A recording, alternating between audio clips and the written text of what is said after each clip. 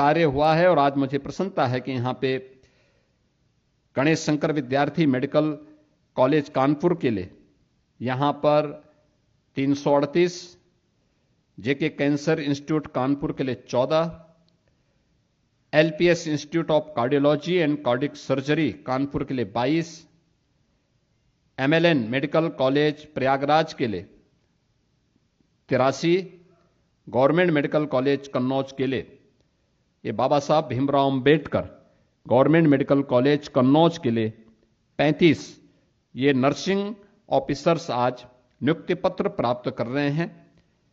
इसके अलावा अन्य जो हमारे मेडिकल कॉलेजेज हैं, आगरा, कानपुर, प्रयागराज, मेरठ, झांसी, गोरखपुर, अंबेडकर नगर, कन्नौज, आजमगढ़, जालौन, सहारनपुर, बांदा एवं बदायूं, इनमें और जेके कैंसर संस्थान कानपुर तथा LPS institute of cardiology and cardiac surgery Kanpur, इन सभी से जुड़े हुए जो अभ्यर्थी हैं, इनसे जुड़े हुए शेष अभ्यर्थी वहां पर आज नियुक्ति पत्र प्राप्त कर रहे हैं। मुझे लगता है कि वो एक बेटी बोल रही थी कि ईद के अगले दिन ये नियुक्ति पत्र उन्हें प्राप्त हो रहा है। स्वाभाविक रूप से उनको और उनके परिवार के लोगों को तो प्रसन्नता होनी स्वाभाविक है। एक गिफ्ट है, सरकार के द्वारा एक गिफ्ट उस अवसर पर नहीं उपलब्ध कराया गया। आप सभी बेटियों को नवरात्रि के अवसर पर, और नवरात्रि की जब हम जगत जननी मां भगवती की पूजा कर रहे हैं, उन स्थितियों में उसकी चतुर्थ तिथि को इतनी भारी संख्या में नियुक्ति पत्र प्राप्त होना आपके लिए, आपके परिवार के लोगों के लिए, माता पिता के लिए, अभिभावक के लिए, गुरुजनों के लिए स्वाभाविक रूप से गौरव की बात होगी। और मैं ये भी कहूंगा, चिकित्सा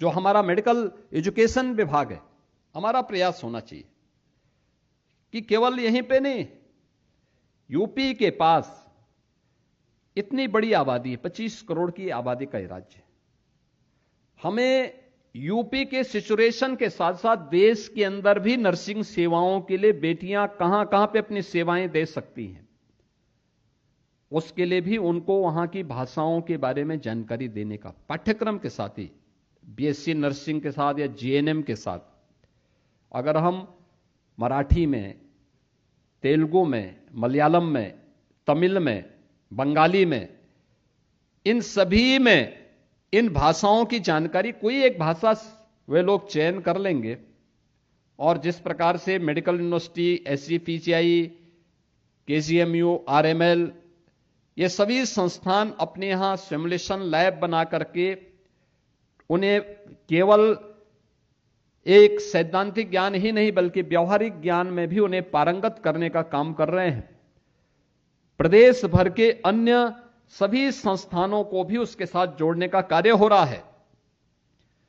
मेरा मानना है कि इन देश के अन्य राज्यों के लिए भी अच्छा मैन पावर उपलब्ध करवाने के लिए, जहां सुरक्षा की गारंटी होगी, जहां उनकी जॉब की गारंटी होगी, वहां पर वे जाकर के अपनी सेवाएं दे सकते हैं। इसके लिए उन्हें भाषा की जानकारी और कुछ इंटरनेशनल लैंग्वेजेस के बारे में भी, मैंने कहा ना, जापान में हम गए, वहां ये मांग हो रही थी, जर्मनी में मांग हो रही थी, देश के, दुनिया के अन्य देशों में मांग हो रही है कि हमें अच्छे नर्सिंग प्रोफेशनल्स चाहिए जो वहां की भाषा को जानकारी रखते हो।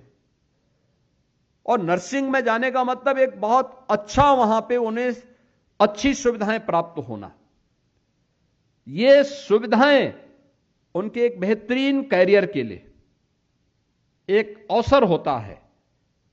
केवल अपने पाठ्यक्रम के साथ साथ आप थोड़ी बहुत लैंग्वेज के बारे में भी जानकारी ले लेंगे तो मुझे लगता है कोई दिक्कत नहीं है। और आप अपने पाठ्यक्रम के साथ, अब तो नेशनल एजुकेशन पॉलिसी ने ड्वेल डिग्री, एक यानी 2 डिग्री आप एक साथ ले सकते हैं, इस बात का प्रावधान किया। कोई आपको रोक नहीं सकता कि आप नर्सिंग कर रहे हैं तो आप इसमें कोई लैंग्वेज से जुड़ी हुई किसी एक पाठ्यक्रम को नहीं ले सकते। आप उसके पैरेलल ही उसका डिप्लोमा कोर्स कर सकते हैं, उसके पैरेलल ही आप कोई नया कार्यक्रम उसको आगे बढ़ा सकते हैं। और जानने में क्या दिक्कत आ रही, आप कार्य यहां कर रही है, कोई दिक्कत नहीं। लेकिन अगर आपको लैंग्वेज की जानकारी है और आपका सिलेक्शन होता है तो काफी सम्मानजनक तरीके से आपको वहां पर आगे बढ़ने का एक अवसर प्राप्त होगा। और इस अवसर पर मैं आज एक बार फिर से आप सभी को हृदय से बधाई देता हूं। आपके अभिभावकों को सभी को मैं हृदय से अपनी ओर से बधाई देता हूं। और मैं इस बात के बारे में आपको बता देना चाहता हूं कि जो प्रक्रिया है यही हमारी डबल इंजन सरकार की सबसे ज्यादा विश्वसनीय वो उनमें से एक है कि नियुक्ति की प्रक्रिया हो या शासन की योजना का लाभ बिना भेदभाव के समाज के हर तबके को प्राप्त होगा।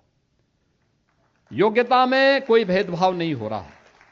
हां, अनुसूचित जाति, जनजाति, पिछड़ी जाति के बच्चों के लिए जो रिजर्वेशन का प्रावधान है उसको पूरी तरह फॉलो किया जा रहा है।